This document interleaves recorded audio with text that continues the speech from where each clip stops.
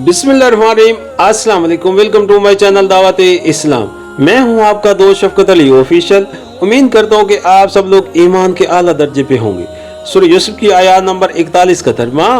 ऐ जिंदान के साथियों, तुम्हारे ख्वाब की तबीर ये है कि तुम में से एक तो अपने रब शाह मिस्र को शराब पिलाएगा, रहा दूसरा तो उसे सूली पर चढ़ाया जाएगा और परिंदे उसका सर नोच नोच कर खाएंगे।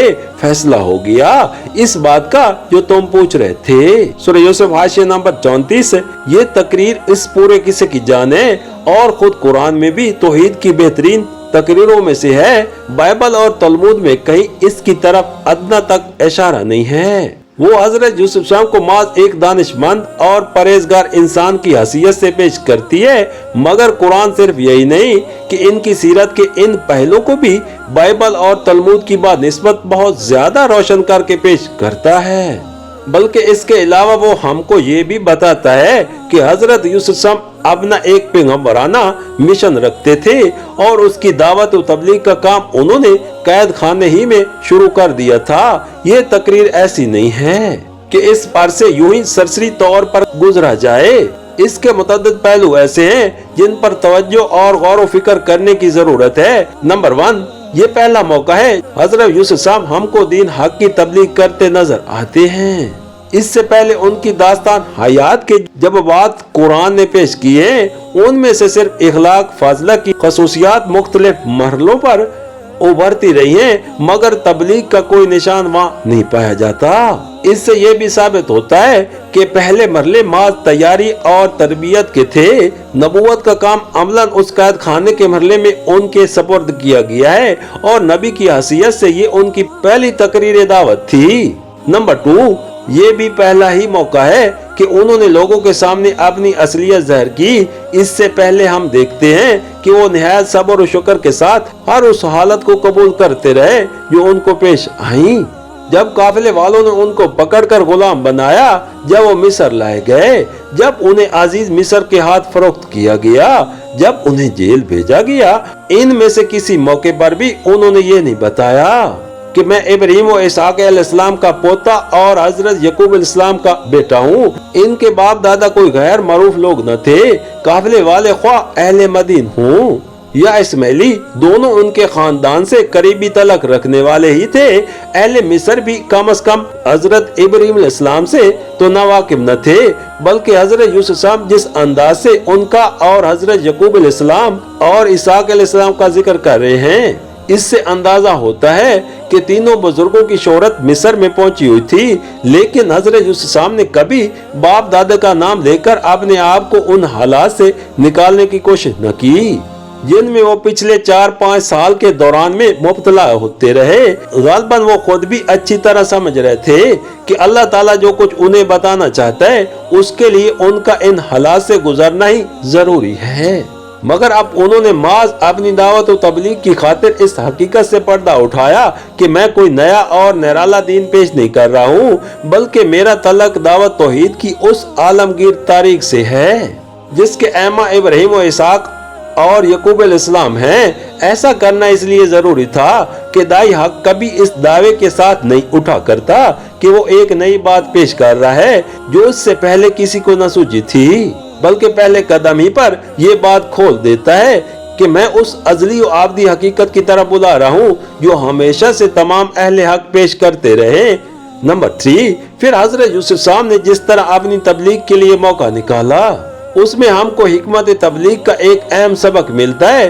दो इंसान अपना ख्वाब बयान करते हैं और अपनी अकीदत मंदी का इजहार करते हुए उसकी तबीर पूछते हैं। जवाब में आप फरमाते हैं कि तबीर तो मैं तुम्हें जरूर बताऊंगा, मगर पहले ये सुन लो कि इस इल्म का मकसद क्या है जिसकी बिना पर मैं तुम्हें तबीर देता हूँ। इस तरह उनकी बात में से अपनी बात कहने का मौका निकाल कर आप उनके सामने अपना दीन पेश करना शुरू कर देते हैं। इससे ये सबक मिलता है कि फिल वाक़या किसी शख्स के दिल में अगर तबलीग के हक की धुन समाई हुई हो और वो हिकमत भी रखता हो, तो कैसी खूबसूरती के साथ वो गुफ्तगू का रुख अपनी दावत की तरफ फेर सकता है। जिसे दावत की धुन लगी हुई नहीं होती उसके सामने तो मौके पर मौके आते हैं और वो कभी महसूस नहीं करता कि ये मौका है अपनी बात कहने का, मगर वो जिसे धुन लगी हुई होती है وہ मौके की ताक में लगा रहता है और उसे पाते ही अपना काम शुरू कर देता है।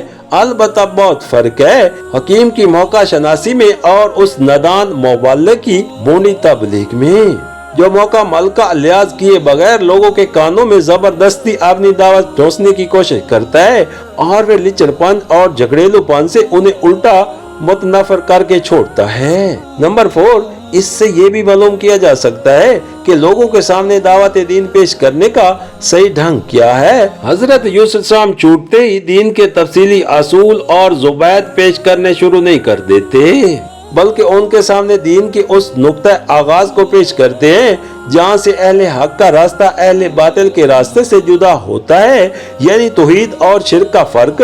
फिर इन फर्क को वो ऐसे मकूल तरीके से वाज़ा करते हैं कि अकल आम रखने वाला कोई शख्स उसे महसूस किए बगैर नहीं रह सकता।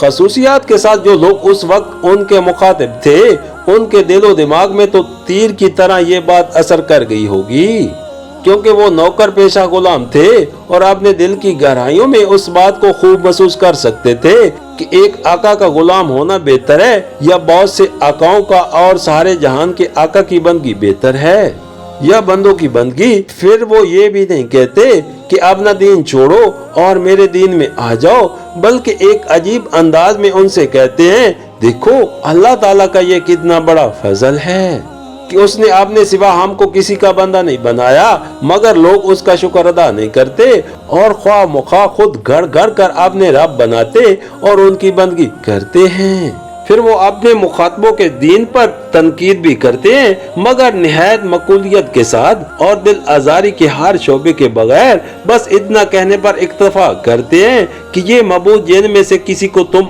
उनका दाता, किसी को खुदावंद नेमत, किसी को मालिक जमीन और किसी को रब दौलत या मुख्तार सेहत व मर्ज वगैरह कहते हो। ये सब खाली ख्याली नाम ही हैं। इन नामों के पीछे कोई हकीकी उन्नतों खुदाबंदी और मलकियत व रबूबियत मौजूद नहीं है। असल मालिक तो अल्लाह ताला है, जिसे तुम भी कायनात का खालिक और रब तस्लीम करते हो। उनमें से किसी के लिए भी खुदाबंदी और मबूदियत की कोई सनद नहीं उतारी है। उसने तो फरमा रवाई के सारे हकूक और इख्तियारात अपने ही लिए मखसूस रखे हैं।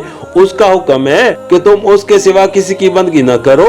नंबर 5, इससे ये भी अंदाजा किया जा सकता है कि हजरत यूसुफ सलाम कैद खाने की जिंदगी के ये 8-10 साल किस तरह गुजारे होंगे। लोग समझते हैं कि कुरान में क्योंकि उनके एक ही ख्वाहिश का जिक्र है, इसलिए उन्होंने सिर्फ एक ही दफा दावत दीन के लिए जबान खोली थी, मगर अव्वल तो एक पैगंबर के मुतल्लिक ये गुमान करना ही सख्त बदगुमानी है कि वो अपने असल काम से गाफिल होगा। फिर जिस शख्स की तबलीग दोन का ये हाल था कि दो इंसान तबीर ख्वाह पूछते हैं और वो उस मौके से फायदा उठाकर दीन की तबलीग शुरू कर देता है, उसके मुतल्लिक ये कैसे गुमान किया जा सकता है कि उसने कैद खाने के ये चंद साल खामोशी गुजार दिए होंगे।